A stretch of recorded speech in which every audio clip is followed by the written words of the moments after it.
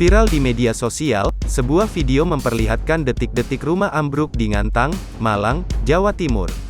Pada mulanya rumah itu tampak biasa saja, sampai akhirnya muncul retakan. Usai muncul retakan, seorang anak kecil di sekitar tempat itu pun segera lari. Tak lama kemudian rumah itu pun ambruk. Bahkan, nampak 2 ekor sapi terjatuh dari rumah yang ambruk tersebut.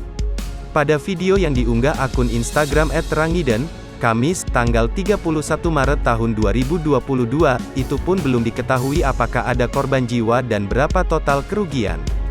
Sontak video tersebut mendapat berbagai komentar dari warganet.